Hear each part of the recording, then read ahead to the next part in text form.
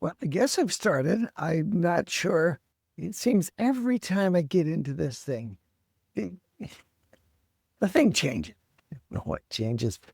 Maybe it's other things I'm doing on the computer. Let me take a sip of coffee. Okay, today I'm going off campus.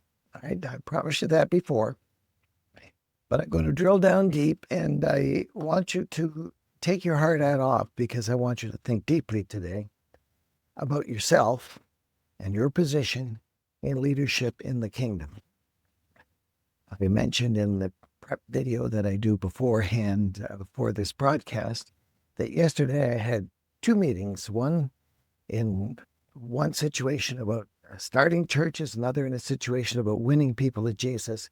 And I noted that in a very wonderful bunch of people in the presentation, there was barely a minimum of transitioning from getting people to publicly declare themselves in some way as following Jesus and hooking them into a local church. It's become just part of our culture that we do things the way we do things, and it's the way it is. But we have to think deeply about what are we doing that contrasts between the culture around us and that which Jesus and the apostles espoused. Now, Jesus doesn't talk very much about the church, so we have to bear that in mind, but he talks about living in character. And I want to go through a comparison today of what I see as servant leadership by indicators that I'm not going to quote, but from the life of Jesus, all the material that we've covered up to now, particularly last week's. And I'm waiting for a connection. Oh, my camera stopped. I hate it when that happens. There it goes again. That's using a different camera today, and it's not hardwired. So if the camera drops and it has that funny little, I don't know what it is, cat on the screen, don't worry about it. I'll still keep talking because I see that my microphone is still connected. I digress. Where was I? I have no idea. We're going to compare servant leadership and the leadership models that we see around us today. Often, naively thinking about it, we ruin things by adopting the status of the culture around us, rather than thinking through the things that are exhibited by the life of Jesus and by the apostles and the New Testament church.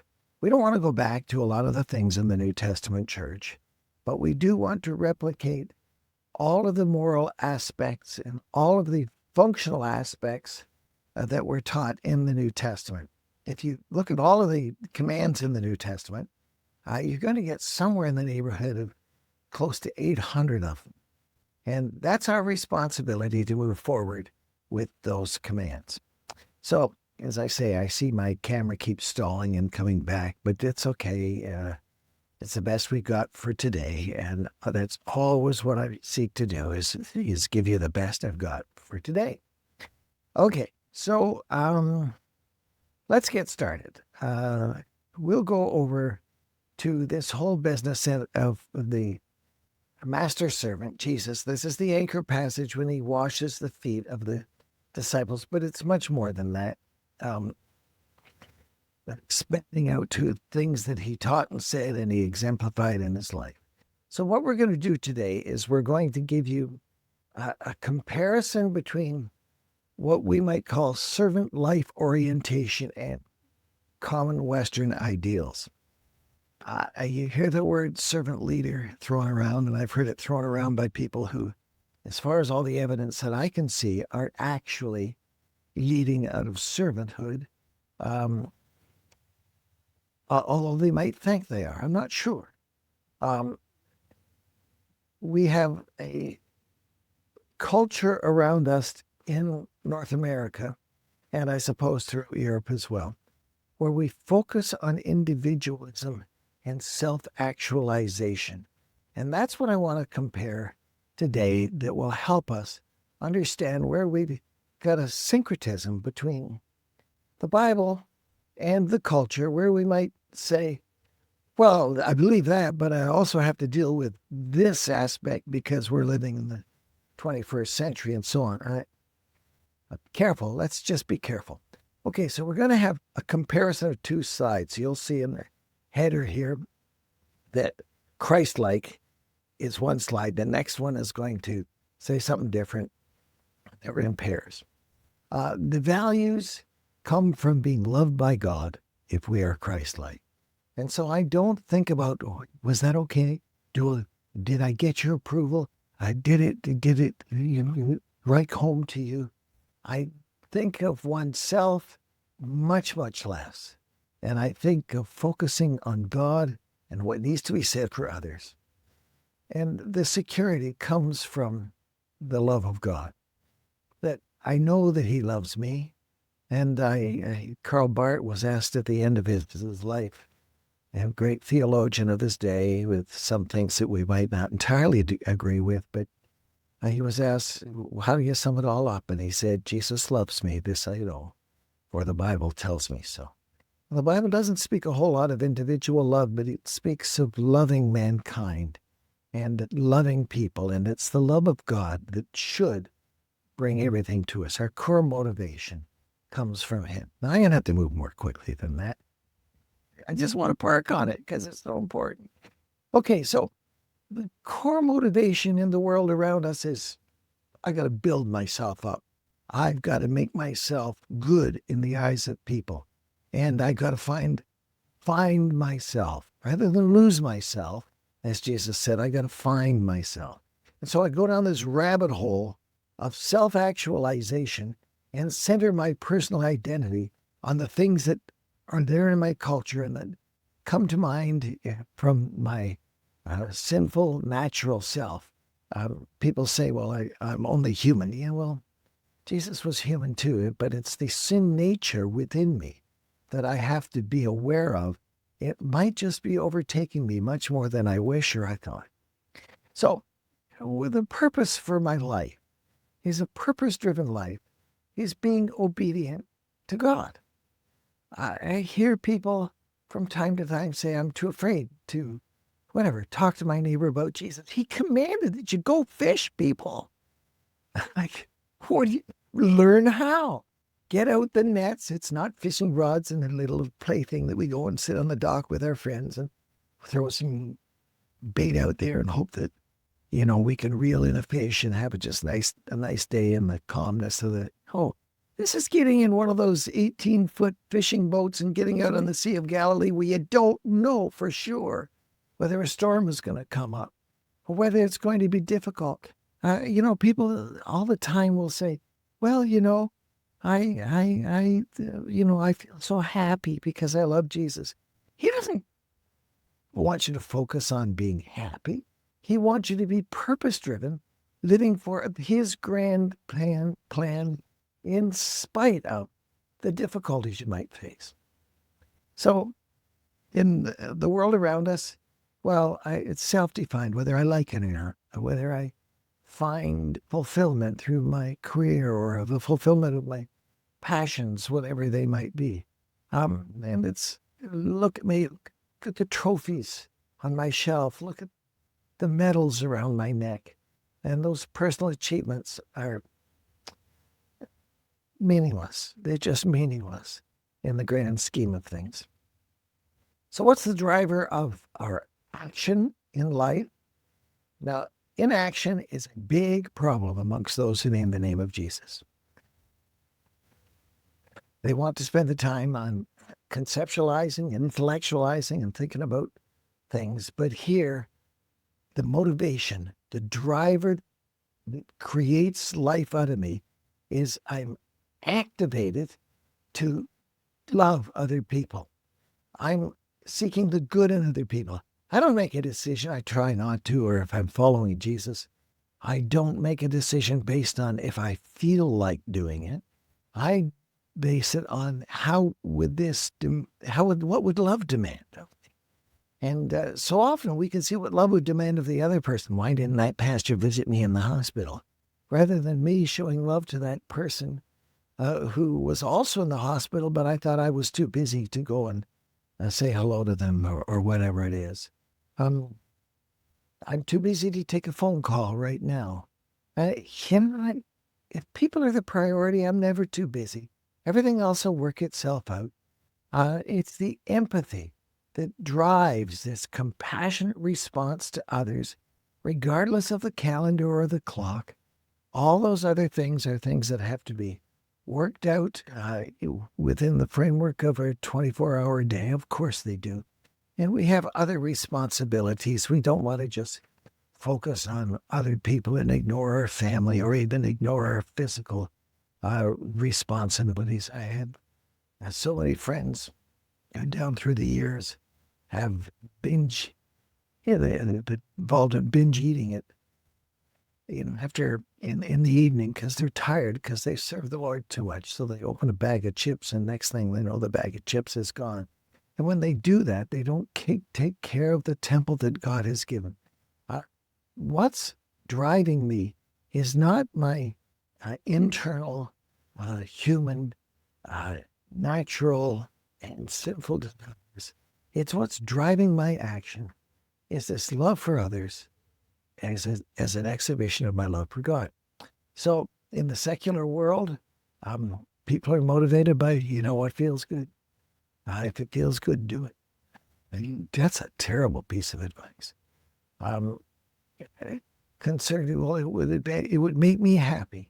It's not that important. Jesus was concerned about your inner life, your holiness, much more than your happiness. In the secular world, I'm driven by my personal interest. Maybe delving down too deeply into sports because I get a kick out of it when my favorite ball players hit home runs. And, I don't go to many ball games. I do like watching them on TV.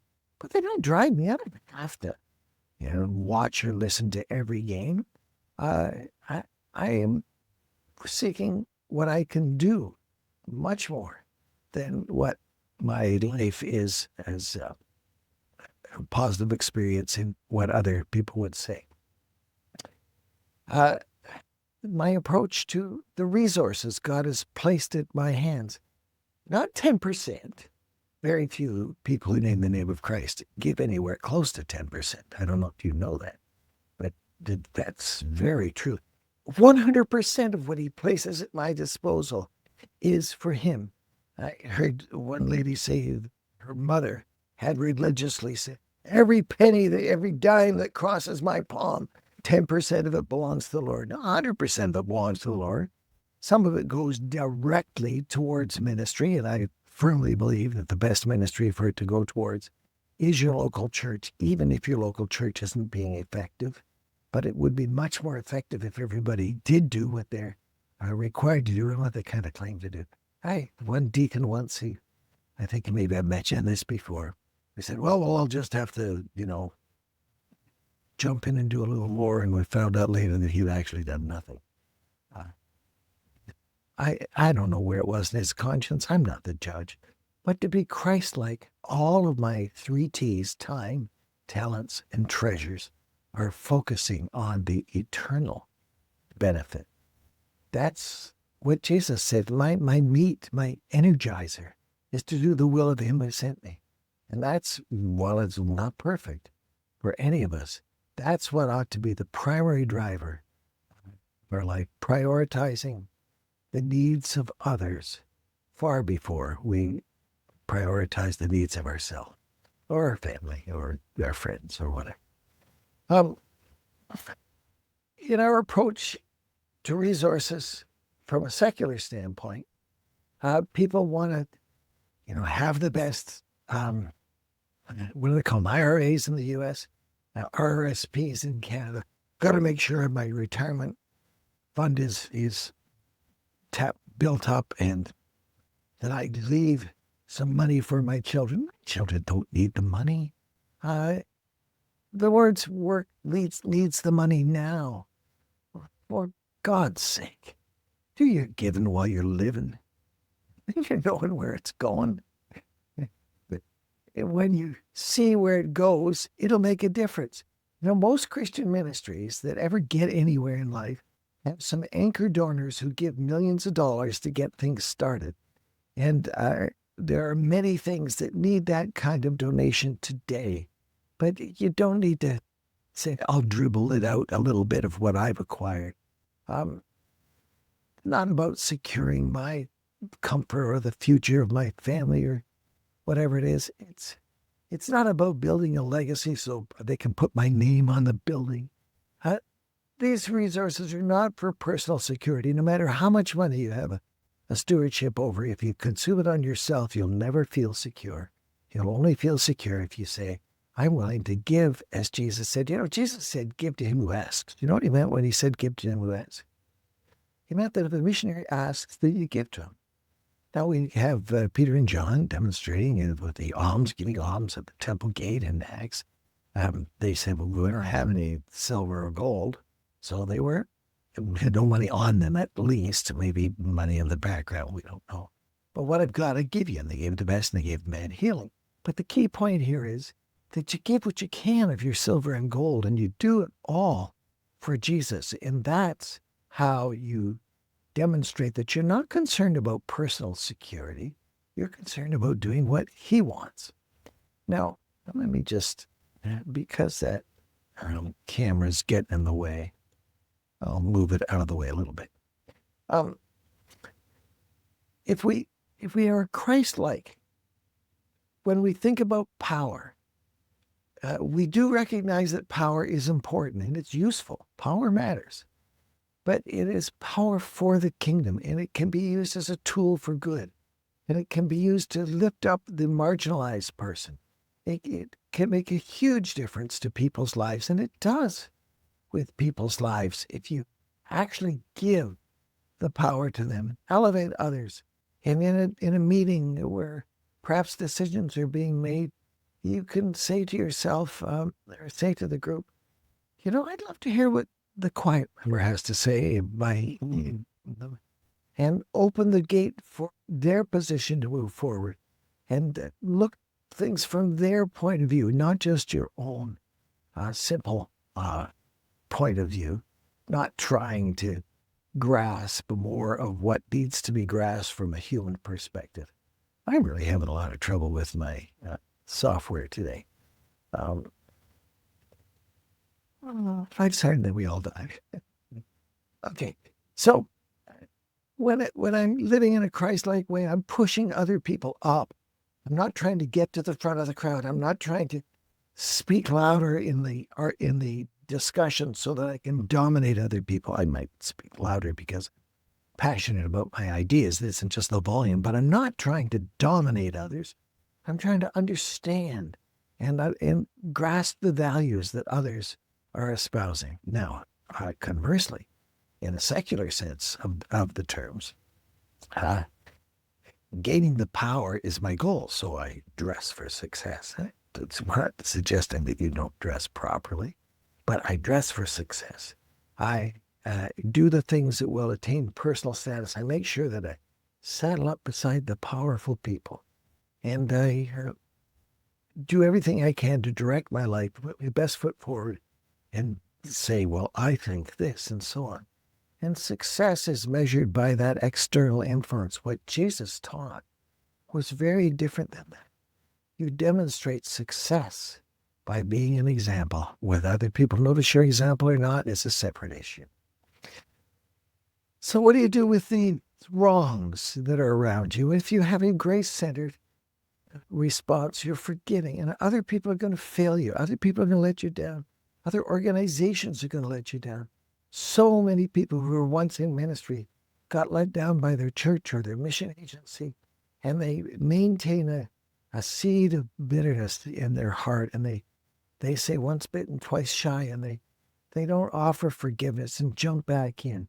They don't seek reconciliation unless the other person admits their faults or justice is done in some way. No, Jesus was sacrificed unjustly, but he willingly went to the cross. That's how you demonstrate Christ-like attitudes. You respond to the wrongs that are done to you, and there will be wrongs done to you, with grace and receive the forgiveness that you need from God. Yeah, the bruises might still be there, but let him heal. Don't let him dominate your behavior. Love always has to overrule earned justice. Now, within the world around us, justice is paramount. We got to be just. We stand up and fight for our rights to this or that or the other thing.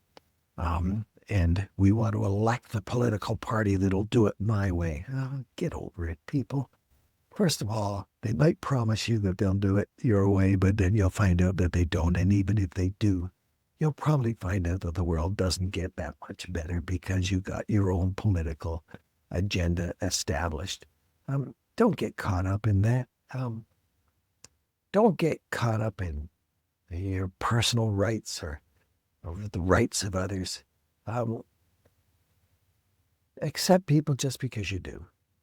Forgive them just because you do.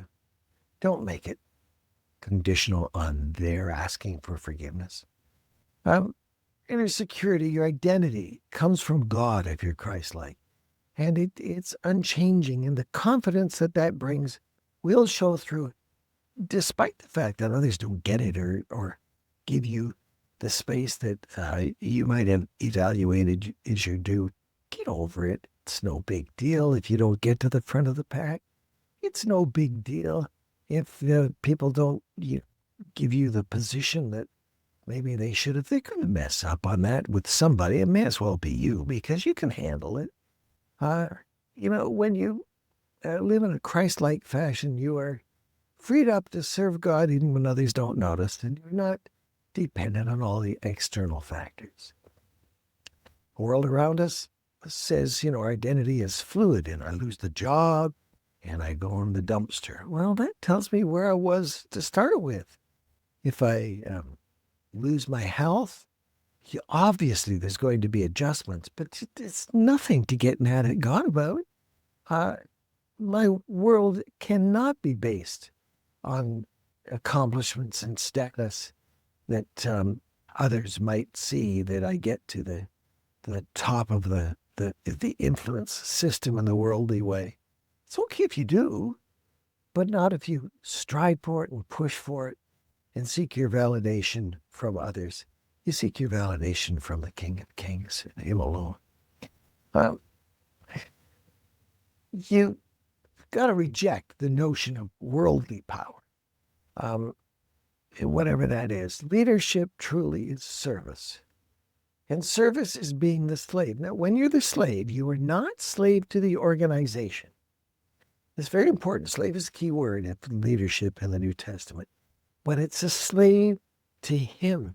It's not a slave to the members of the church.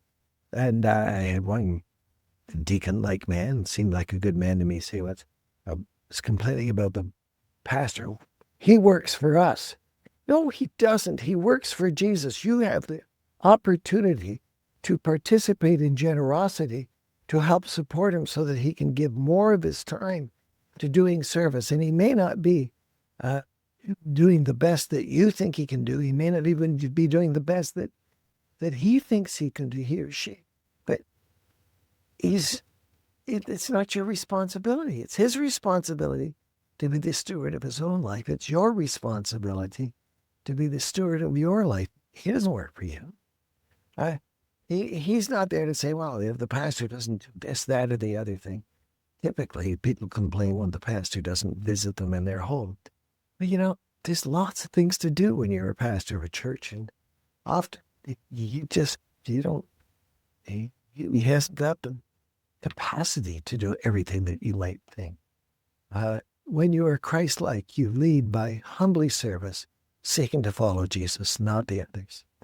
Now, in the world, people are saying, no, it's the law of the lead, that everything rises and falls on leadership. There's a sense in which that's true, and that you've got to be the best that you can be, but you can only be at the top of your game that God has given you to be. You can't be the perfect leader. And the perfect leader is Jesus, and when you put him out in front and put his will first, you'd be amazed at what can rise up rise up out of the ashes out of other people as long as you don't care who gets the credit. It doesn't matter if you get credit for things. Uh, in the world, we give advantage. I see this in churches, The preachers that people pay attention to are the preachers who have the big auditoriums and kind of the biggest screens, and they blow them up, much bigger than life size, and people pay more attention to them there. Well, if the objective is to get on the big screen so that others will give you the power, then you're missing the boat completely. Well, it's not about leading from a position of hierarchy. If we see the hierarchy as a pyramid, as things are organized kind of on a top-down basis, flip it. It's really the least needs to be lifted up to the top and needs more attention. We have to give more concern for those who are the least powerful, and that's true leadership. So when you're serving the Lord, when you're following Jesus, you count it as a great privilege to do it. Don't say, well, I'll do it if the stipend is big enough. You do it because you do it, and you let Jesus take care of the money part of things. And you endure the difficulties with joy, even when the circumstances are less than perfect. You're responding to the grace that you've received, and you are spreading it to others. But if you see service as a burden, oh, bother, I got to do this, then you will run out of gas so fast. Obviously, there are things that you have to have that in your life that make a difference in terms of you just surviving, having daily bread. But Jesus promised that he would give us all of the things that we need for the day. You don't do it because it feels good. You do it because it's right. So faithfulness and love are the measure of a Christ-like love. It's required in stewards.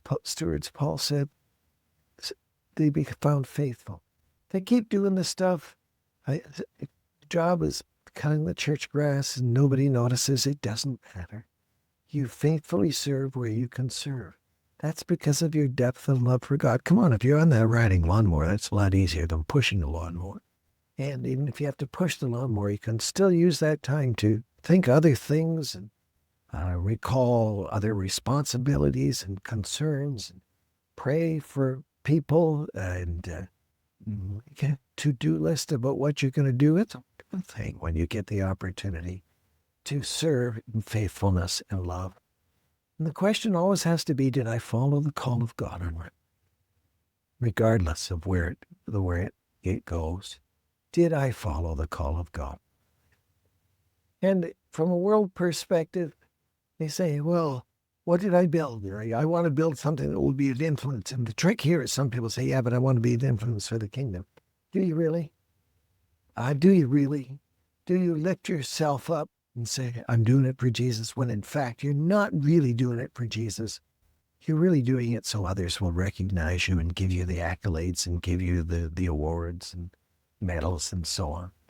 It's not a question of what did I build. It's did I follow the call of God on my life? And I want to grant you that for you and for me, understanding the will of God for our lives is always an uncertain pursuit. But it's what am I to do today that will lead me to what might be there for tomorrow. So with all of these comparisons, it's important to remember the broad generalizations. And I might not be exactly right. All of this kind of came out of the top of my head. And these weren't entirely directed from the Word, but I hope that as I said these things, that you will say, oh yeah, that fits with this statement from Scripture and so on. Some of these things overlap somewhat, but there's always this business of, am I serving God through others, or I'm just really doing things for my self-centeredness? Now about Jesus and leadership, a couple of things here. He was the leader, and he led by his example. But at the same time, he led with his words. That's very important that you use words. Um, the idea that the gospel can be communicated without words is nonsense. It has to be supported by behavior. There's always words. And Jesus was quite open and willing to engage in dialogue. You see that throughout the New Testament. He was interrupted by people, and he took their interruption and answered their objection, often not in the way they wanted, but he pushed back on them. And when you look at what happened, Jesus did a lot of talking. A servant leader is not somebody who doesn't talk. Well, if you look at most of the recorded incidents in the New Testament, it was Jesus who was the primary talker. And he was willing to push back on other people. He was willing to correct and rebuke, not only encourage. People love to think of Jesus as an encourager, and he certainly was.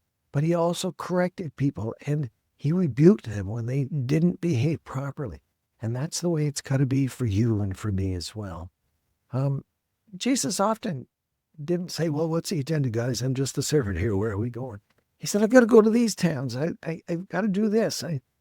He stated it, and the disciples said, good idea, let's do it. I don't recall them saying, no, we shouldn't do that.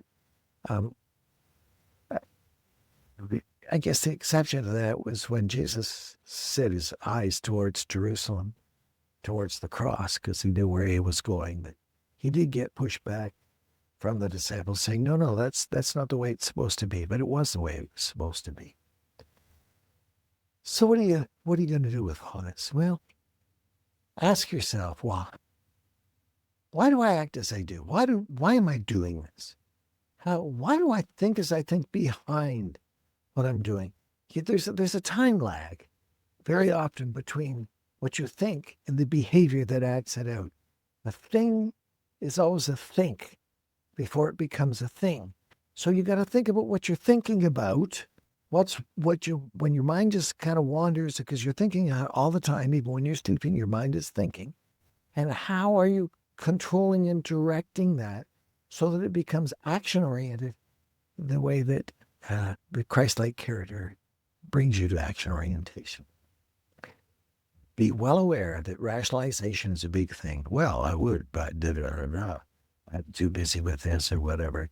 It's very easy to rationalize your behavior. And quite frankly, most people would notice when you're doing it.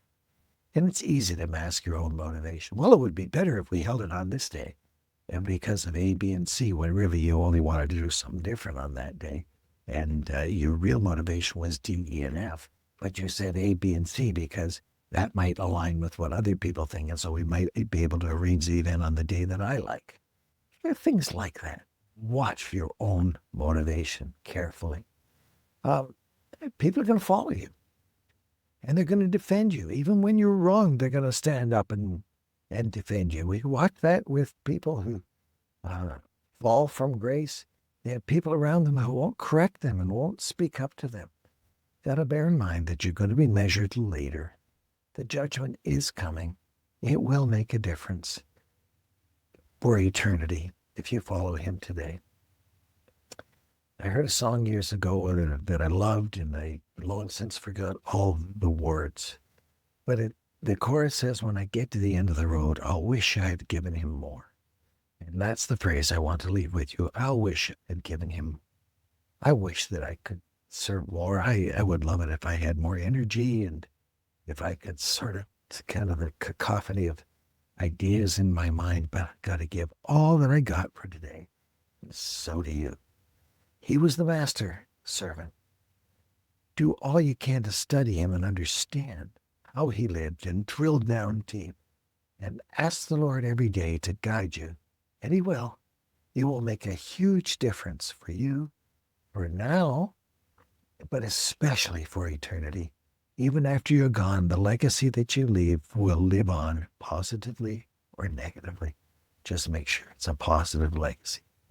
God bless you, and we'll see you next week.